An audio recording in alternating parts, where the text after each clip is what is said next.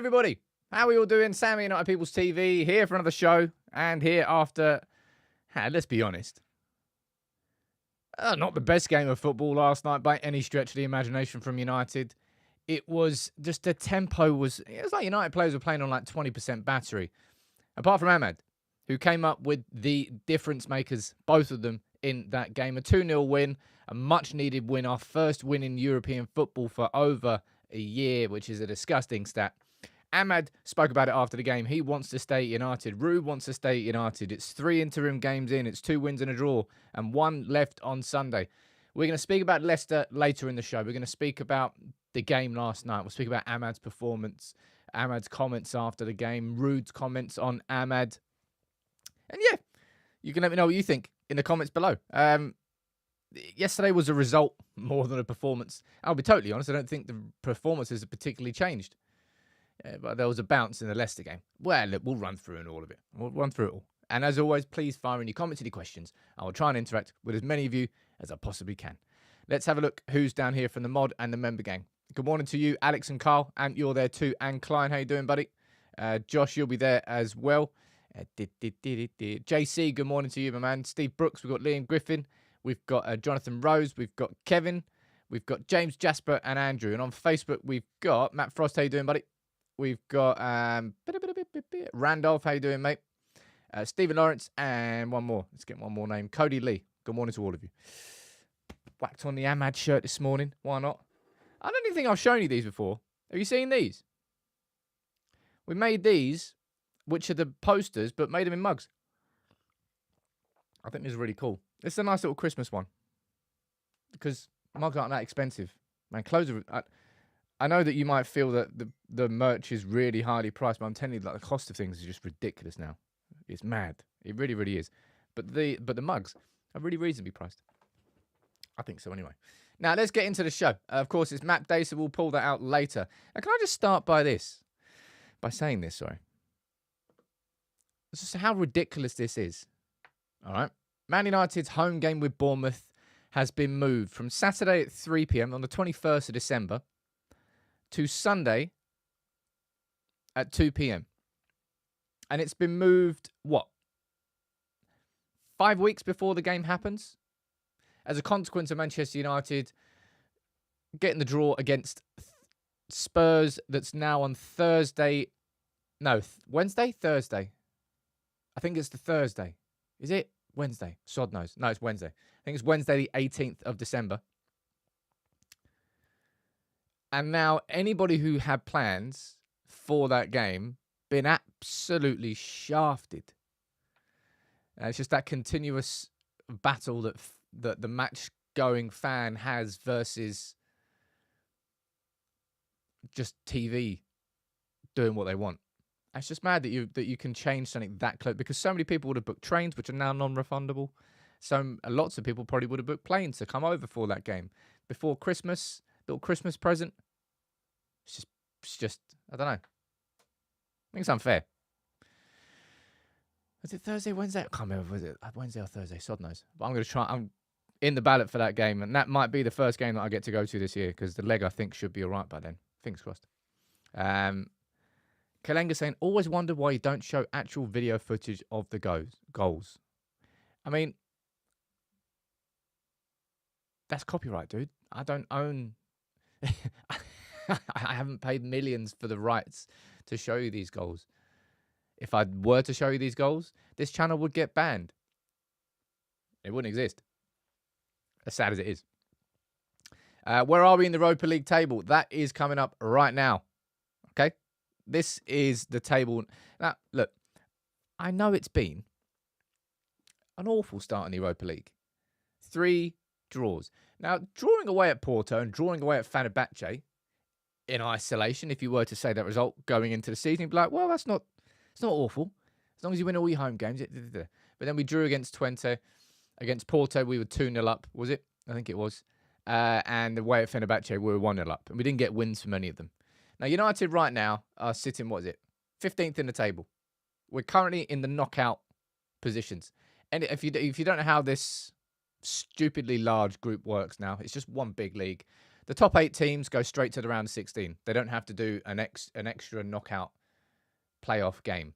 Anybody who finishes 9th to 24th, I think it is, they go into an extra 2-leg knockout run. You know how we had that last season? Was it last season? No, Erik ten Hag's first season with Barcelona. That would be the case here. Derry, you're asking, can we still make the top 8 in the? Yeah, we absolutely still can. Our last 4 games are against Victoria Pleasant at home, I think. No, that's away. Is that away? Yeah, that one's away in Romania, I think. Bodo Glimt at home, Rangers at home, and is that Steaua Bucharest? That is Steaua Bucharest. No. Is it Pleasant at home or is it Bucharest away? I don't know. Can't remember. Either way, I'm not saying that United are definitely going to be coming in the top 8, but the possibility is absolutely there if United deliver. All right, and that's going to be down to Ruben Amorim now. Ruud's done his job, the one game, and we needed that win last night. All right, now let's speak about the game itself. Right, I think United should be getting into that top 8, given the games we got left, and given the fact that we're probably going to be coming into well, I have no idea how the bounce or the buzz will be under Ruben Amorim because it's a massive system change. And you saw how those players played last night. But it is the absolute antithesis, the complete opposite of how a Ruben Amorim team plays. It's going to be a massive shock to their system. Apparently Pleasant and Steaua Bucharest are both away. Well, there you go. All right, figure that one out. Now, let's speak about the man from last night, Ahmad, who I think that was his first start in about 5 weeks. Jonathan, you're getting angry down there. Sam, do your homework. Ah, yes, my friend. Because I literally just turn up for this show. Don't have 32 tabs open. Haven't done enough, but my bad. I didn't know exactly where the games were being played. Shocking, really. Should probably just sack me, if I'm being totally honest. Ahmad last night, right, was the bright spark in a dull game. Is that a fair way to describe it? I think that's a fair way to describe it. First 15 minutes, 15 or 20 minutes, United actually created some chances. And then, like, Garnacho with an overhit pass, and then it was someone else with an overhit pass. I don't remember who it was. But it was just that lack of quality going forward. It was just like, ugh. And then after that, is it PAOK or is it PAOK? I actually don't know what it is. That's right. I feel like answering this one. Sam bites so hard, it's incredible. Ryan, if you saw 97% of what I ignored, you'd very much disagree. And when you commit as much of your own time as I do into this, and you actually genuinely try and engage with, I think the way that I do this is unique. I try to engage with as many of you as possible. And it makes it difficult to ignore things that grind my gears. All right? Maybe what I should just do is just press that button, close the chat. All right? Who cares what you think? It's my show. Listen to me. That's what I should do.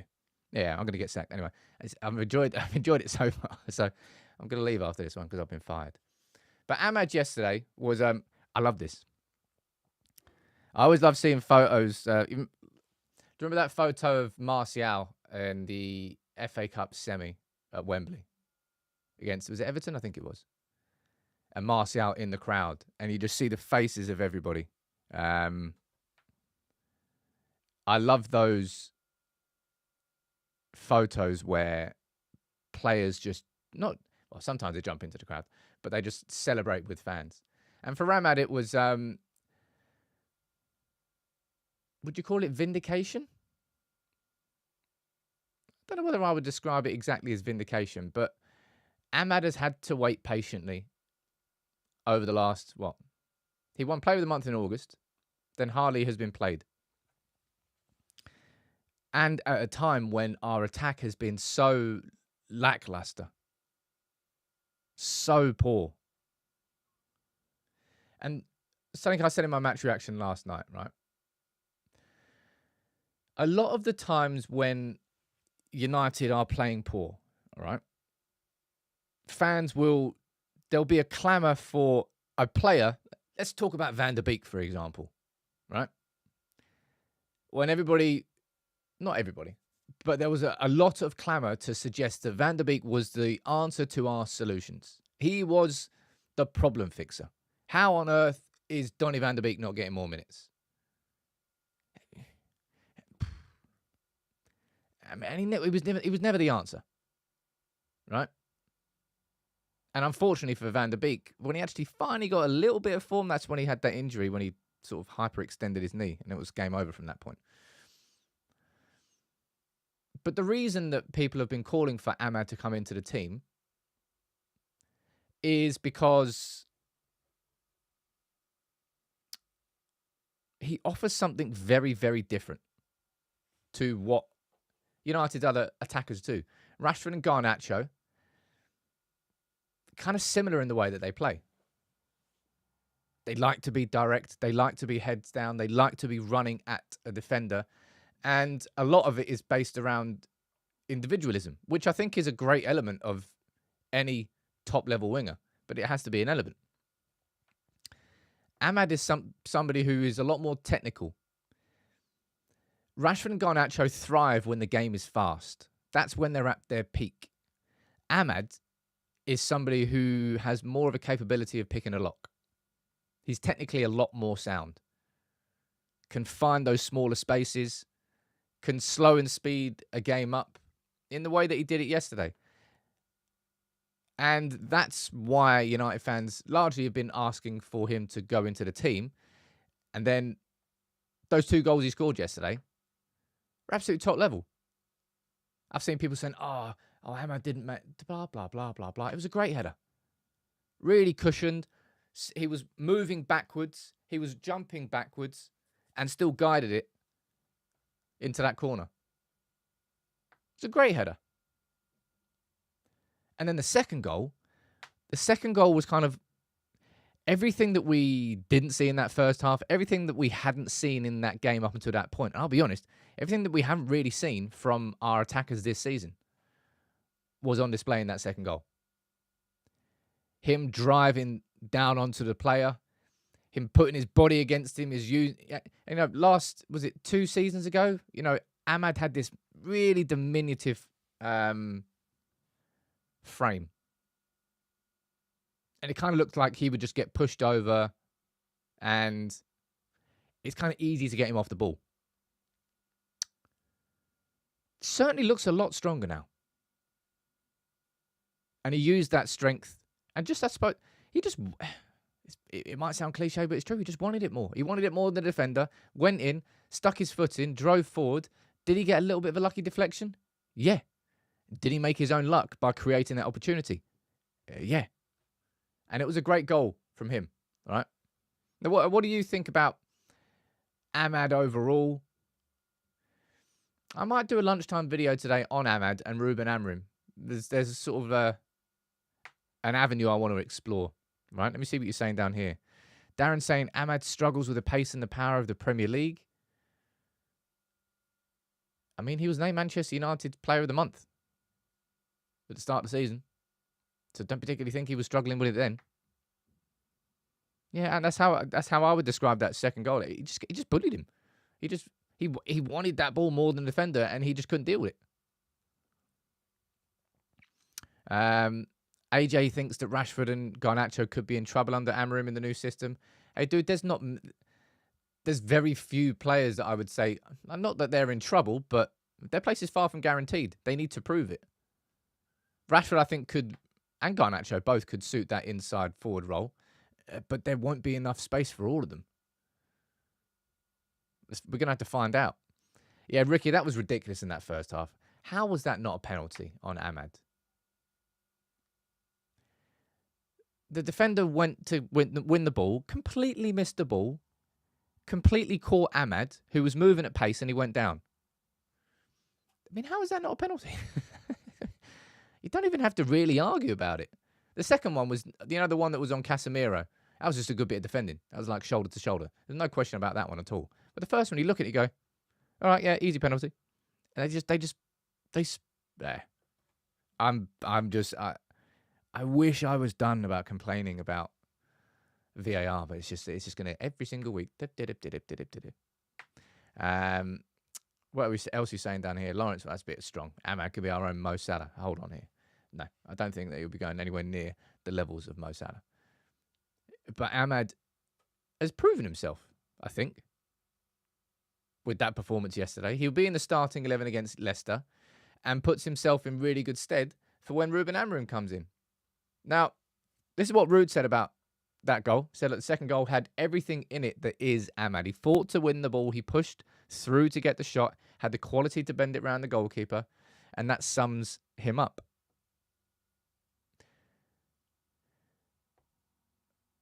Question, right? Why do you think Ahmad hasn't been played as much this season? Erik ten Hag just decided to sort of overlook him for, I'm going to presume it was because Erik was, in the same way that Erik ten Hag consistently played McTominay last season to the detriment of United controlling a game of football because of the potential threat of if McTominay was to receive the ball in the right position at the right time. It kind of feels like Ten Hag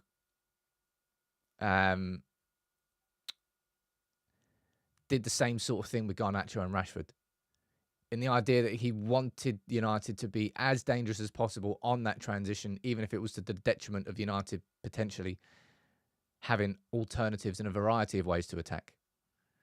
A few of you are mentioning him training poorly. I think there was a quote that came out yesterday. In fact, it was from Ruud. Let me see if I can quickly find it. But Ruud said the complete opposite. Well, there you go. It's right there. And this is coming from the manager. Right. So that is Ruud saying, nope, Ahmad's actually been incredible in training. He's never been affected by not playing. He always trains well and is asking me to do more. He sets a good example. I think that's ultimately what that game and that performance did yesterday for me. It set the example. The expectations that I think we as United fans can reasonably have. Hey, look, I'm not expecting every one of my wingers to score 2 goals a game, but it's about application. It isn't just about mindless pressing. I'm way over that. Like a few years ago, I think it was probably when Liverpool were at their peak with Jurgen Klopp. It really felt like if you didn't have that high, intense, called heavy metal football, that intense press in the opposition's half, then you couldn't be an elite top team. I don't think that's the case anymore. I don't think there is as much emphasis and necessity on a high press. I think if you can do it collectively and it works, then it can be great.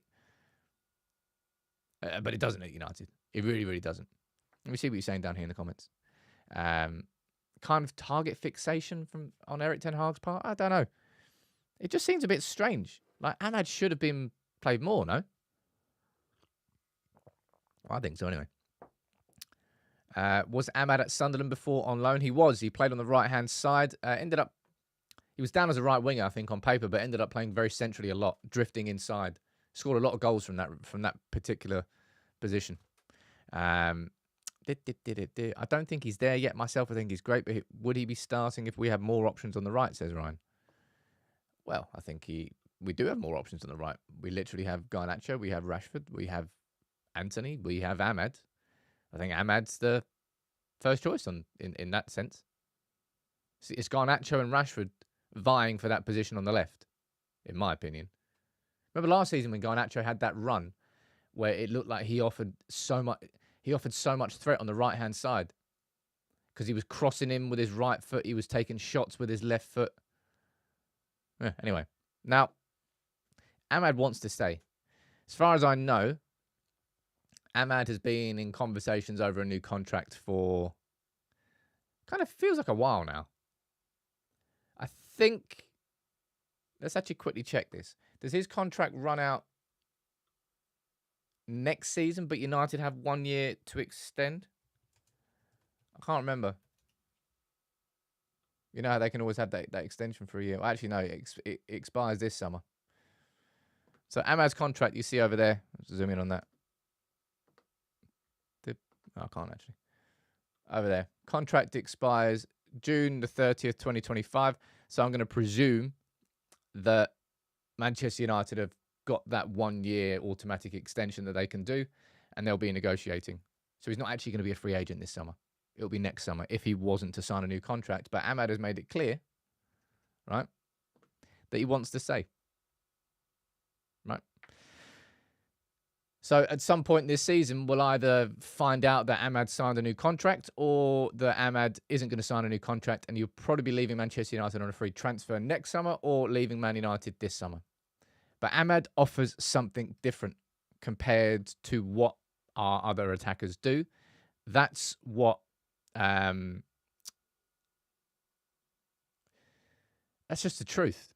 And Ricardo, you've left a comment there, and I think it's genuinely a possibility. You're talking about Ahmad as a right wing back. That's what my video is going to be on lunchtime today. Whether that might be a surprise that we could see. Because, of course, Quenda is the not inverted. He is the left-footed right wing back in the Sporting system right now, and I believe he's used it before as well. So if that was the case, could Ahmad slot into that position? It's possible. All right, and I think that's worthy of a conversation to explore. Jonathan saying Ahmad would be daft to go elsewhere right now. It's Matt. Has Ahmad been at... When did he join? How long has he been here? Let's have a quick look. When did he join United? 2021 was when he joined. So Ahmad's been here for 4 years. Joined in January 2021. Well, just under 4 years. Man, he's been here for a fair amount of time. I kind of feel like it would be a bit silly for him to leave now. Like, if the opportunity was ever going to be there, then surely it's going to be now. But I suppose we'll find out. Basil saying, that's a really hard question, Basil, because you can't answer that. Sam, what do you think Ahmad's legacy will be at United? That's an impossible question to answer. He's made it clear that he wants to he wants to stay for a long time. He's happy here.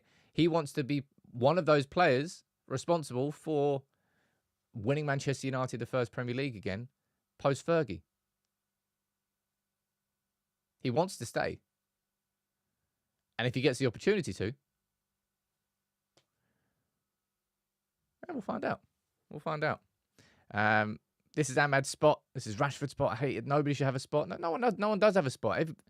And I've got somebody who got angry with me in the comments the other day, said, oh, somebody says every time you can't say clean slate this, clean slate that. It is a clean slate. Every time you have a new manager coming in, it is a clean slate for that new manager. You might have preconceptions about that player and memories.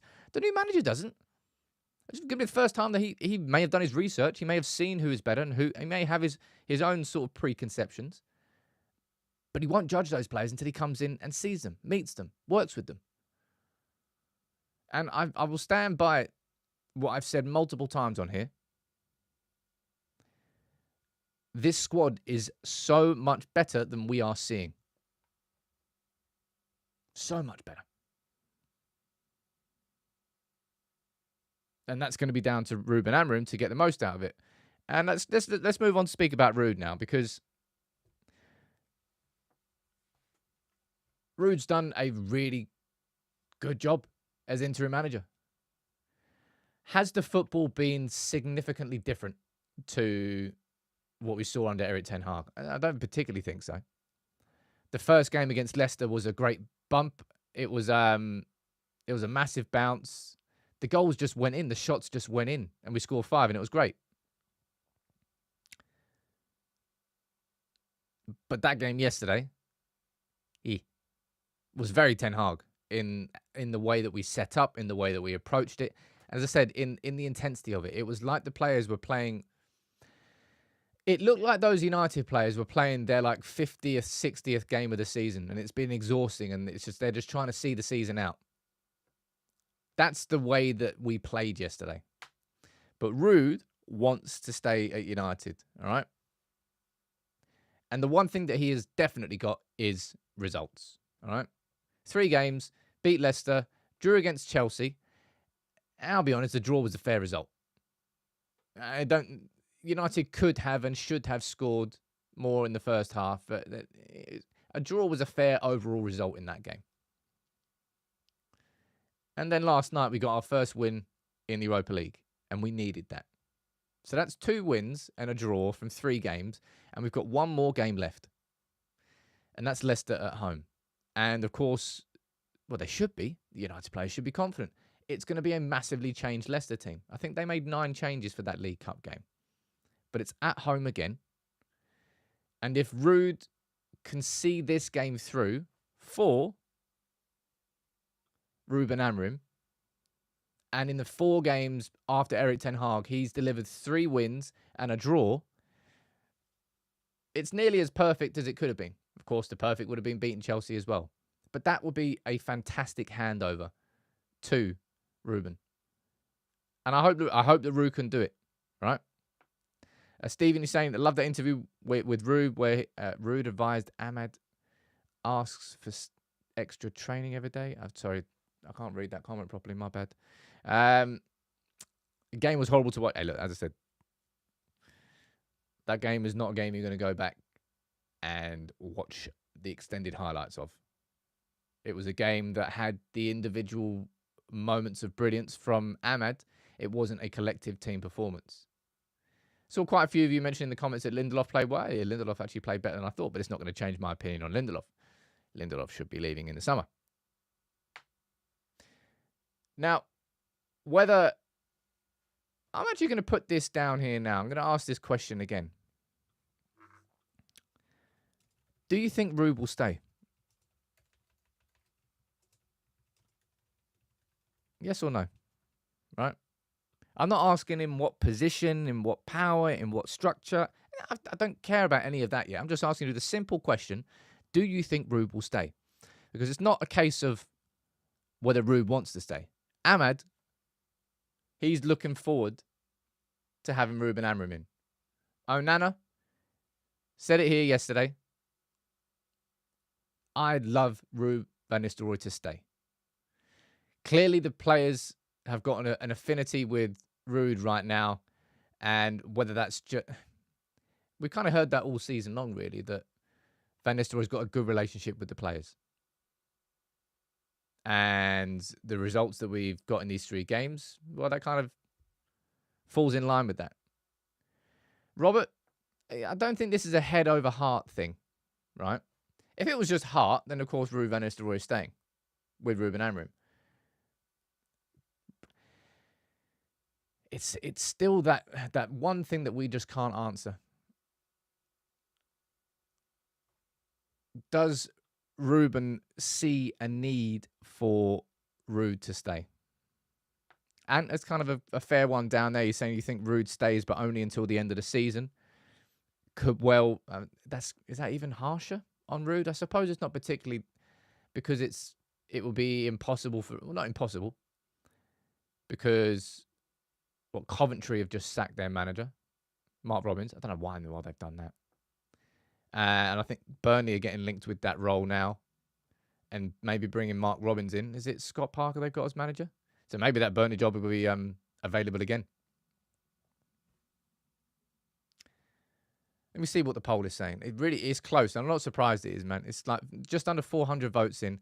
56% of you are saying no, and 44% of you are saying yes. And I'm properly on the fence on this one. I think if I had to put money on it,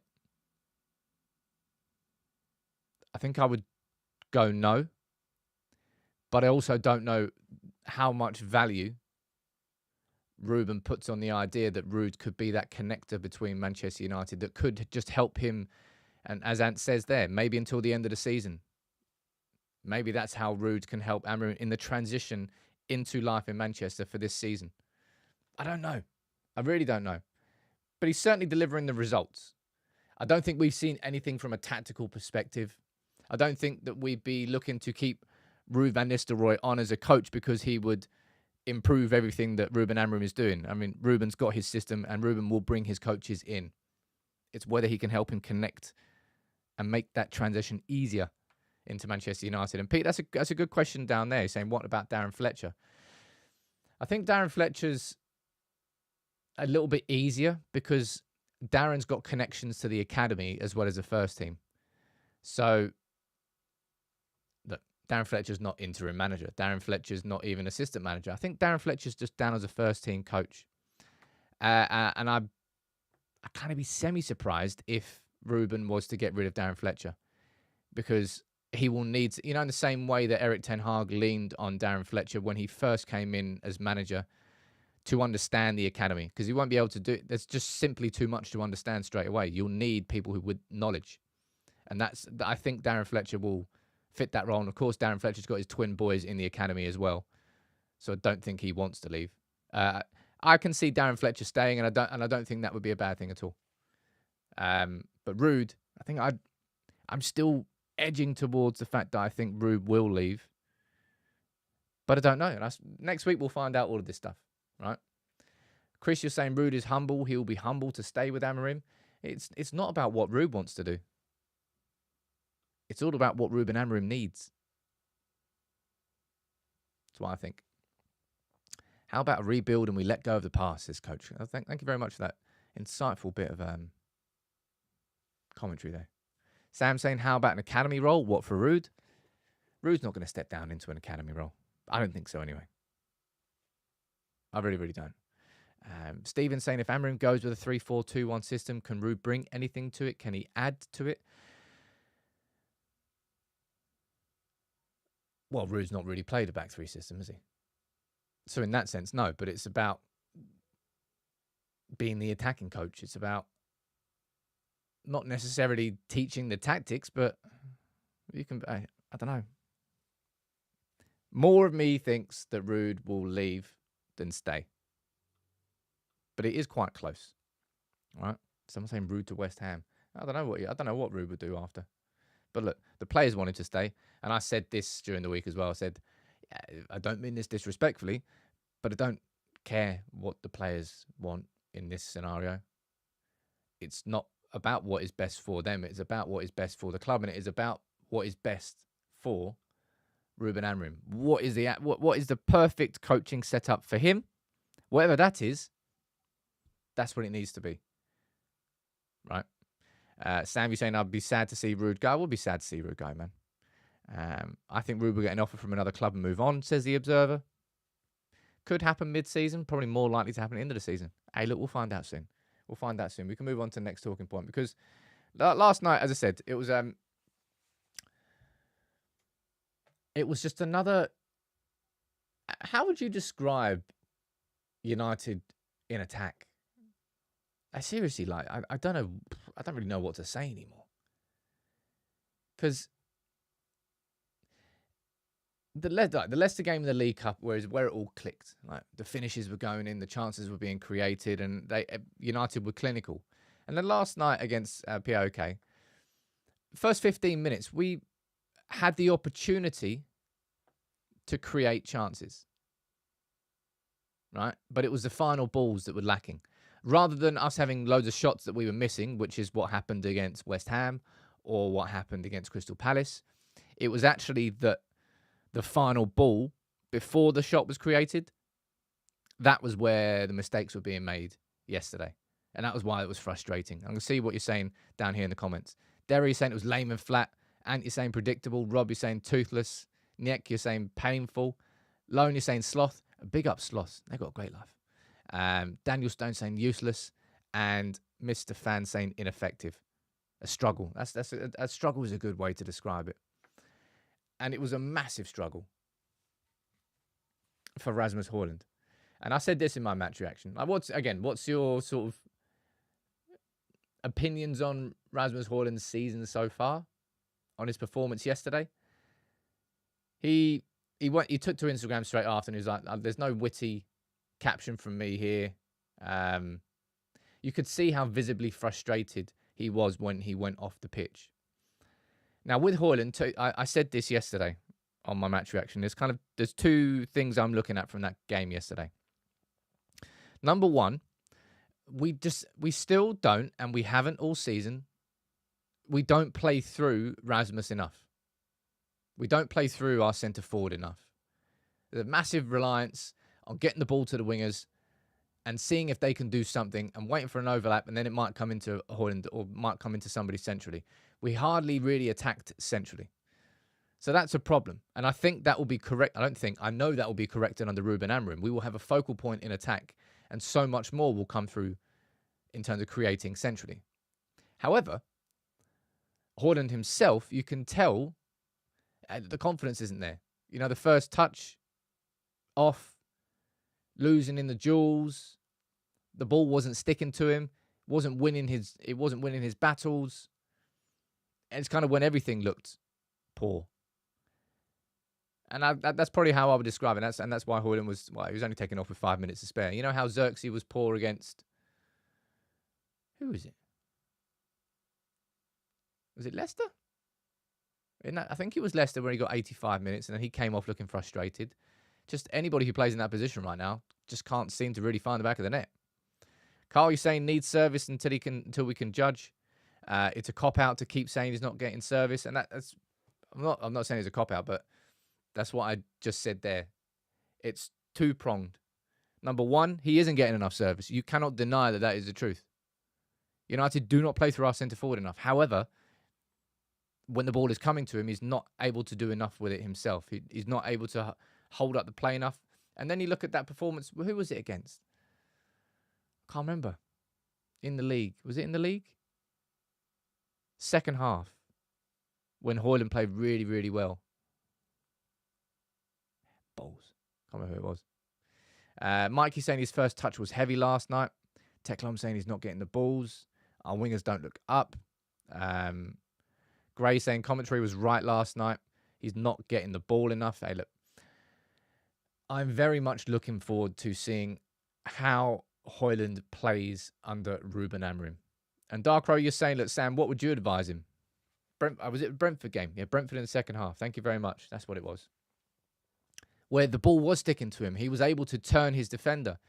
He was giving himself that couple of yards of space, and it really worked. And that's when Hojlund looked really good. And it's kind of hot and cold right now. There's no consistency to his performances. Hey, there's no consistency. Well, actually, that's a lie. There is a real consistency to United's attacking performances. They're all pretty garbage.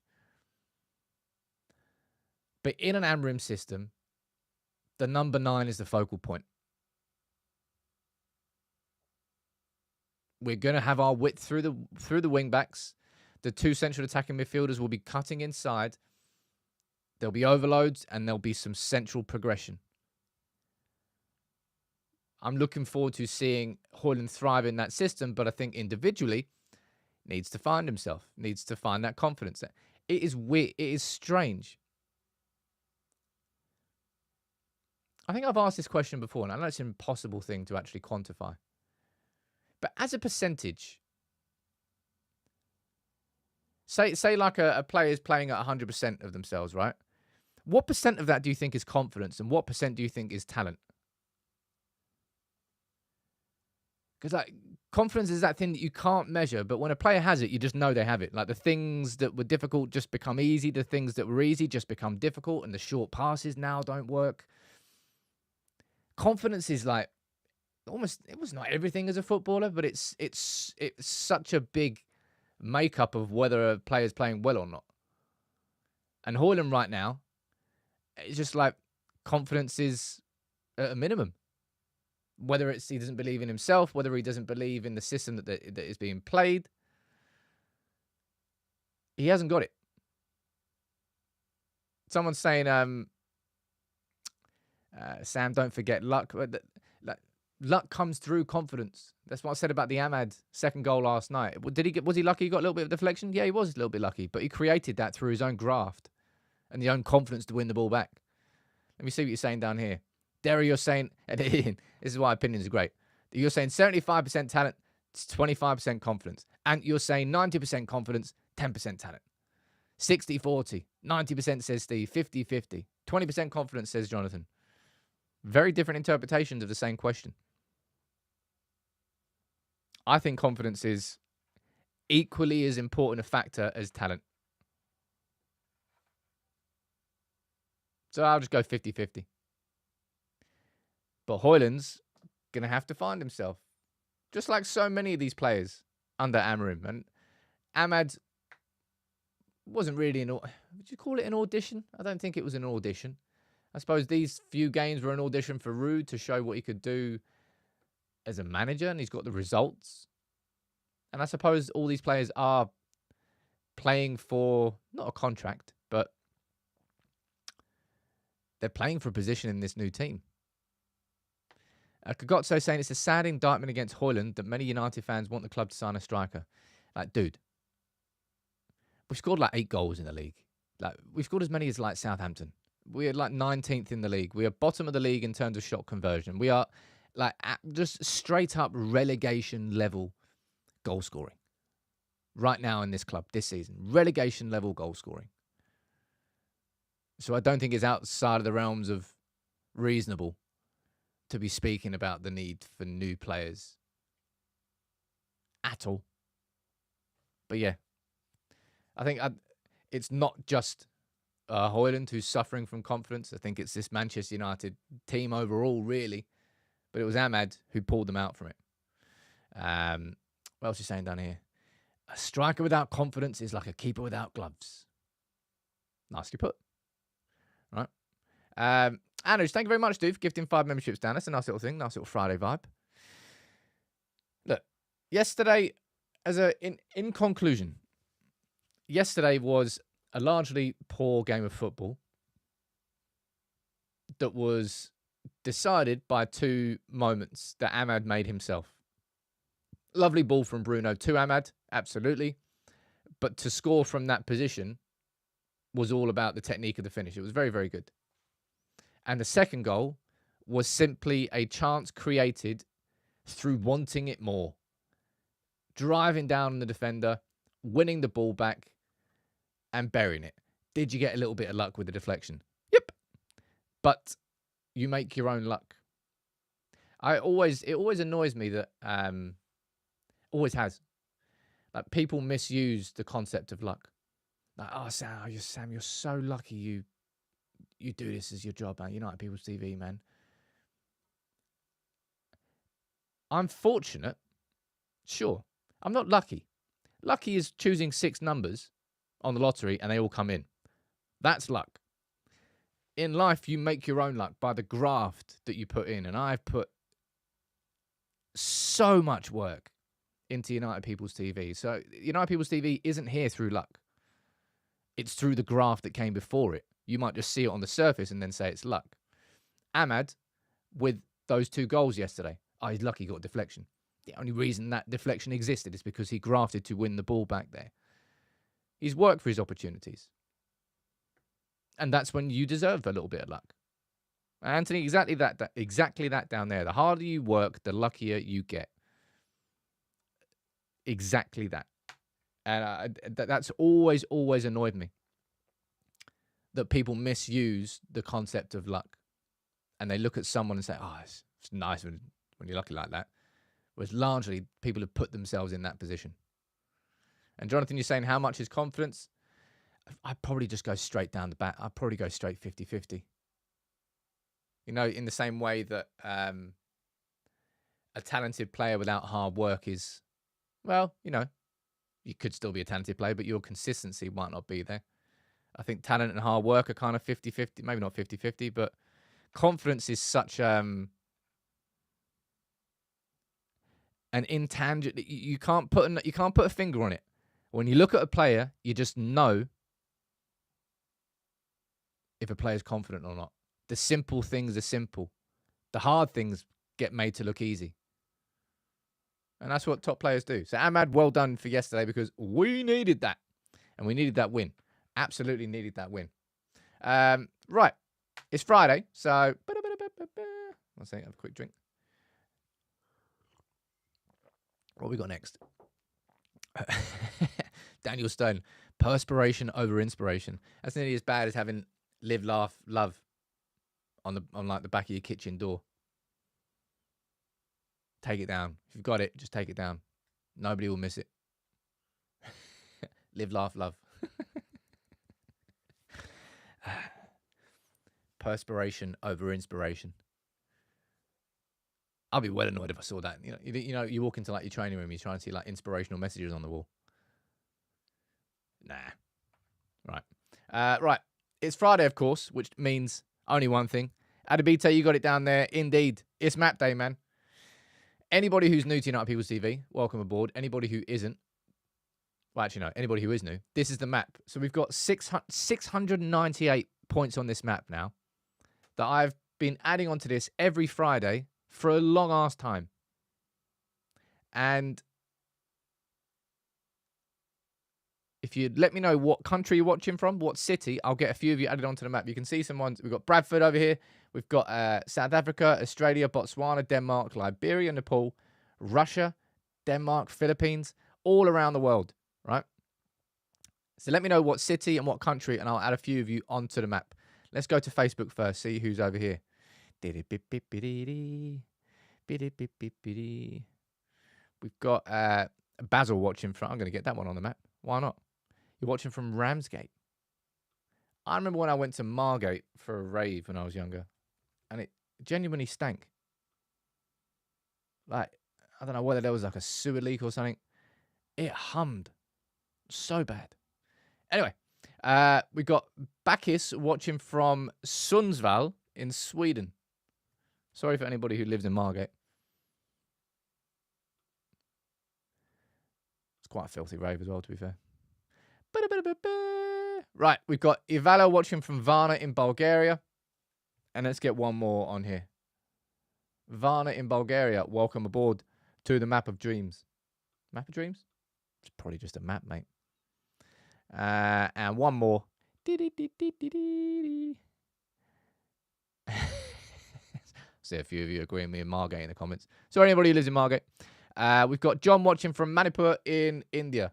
On you go. Let's get India on the map. I'm sure you already have India on the map. We must do. But cool. That's 4 of you added onto the map. So we've got someone from Bulgaria, India, Sweden, and the UK today. Properly around the world. Whew. Now, to finish, these are the games that are coming up this weekend, right? Just a little quick chat about the Leicester game. United should be winning that game on Sunday, right? And look at the other games that are happening, because there's opportunities for United to get some points, right? Liverpool are at home against Villa, so someone's dropping points there, right? Brighton are at home against City. And the way the City are playing right now, they've lost 3 on the bounce. I don't think they'll lose 4 on the bounce, but Brighton away and a 5:30 kickoff on a Saturday night, it won't be easy. Chelsea are at home to Arsenal. Again, opportunity to gain points on one of them. Spurs are home to Ipswich. Well, you would expect Spurs to win that game. Newcastle away to one of the informed teams in the league right now in Forest. Not easy for them at all. There's lots of games this weekend happening. It could be one of those weekends where if United get the result and United get the win, the table could look very different. And if Ruud can finish 4 interim games with 3 wins and 1 draw, that would be fantastic from him. Absolutely fantastic. Oh, look at that, man. To end the show, Gray Milne just gifted 10 memberships. What a legend, dude. I think that's the first time I've seen your name. Well, certainly gifting memberships down there. Legend. And something I've said to you before, and I want to say this one more time. I know I probably go on about it a lot, right? I love this community and what we've built here, and I think it's so special. And I personally am aware that there is more that I can do to make this community even more sort of inclusive and rewarding, I suppose. So many of you gift memberships. I want to introduce counters onto the live show here that we can track all the gifted memberships and then maybe give out some spot prizes and some giveaways to people that do that. And also launching some more stuff inside the Discord and just lots more. I promise you I'm working on it right now. I'm going to need to properly, if I'm being honest, get like a community manager to really, really help and lead. And I'm going to be speaking to someone about that soon. But I promise you that more is coming with this community. And it feels like we're only just getting started. It really, really does. Like, we've all been here together over these... United People's TV started in 2015. And we've had 9 years of just up and down football. Mad up and down football. Will it be any different under Ruud Amorim? Ruud Amorim? Maybe Ruud Amorim. Under Ruben Amorim. Well, I hope so. And I'm looking forward to seeing it. because by the time that we have our next live show on a Monday, Ruben Amorim is going to be manager of Manchester United. And there'll probably be photos of him in Manchester, right? So I'll be here for the next live show after the weekend, all right, on Monday. Today's lunchtime video is going to be maybe on Ruben Amorim and Ahmad, and have a conversation about that. And then Saturday I'll do my Leicester 11, Ruud's last game, so you can check that out. Big up to all of you. Have a fantastic week, and I hope you enjoy yourself. And I'll see you soon. Take it easy.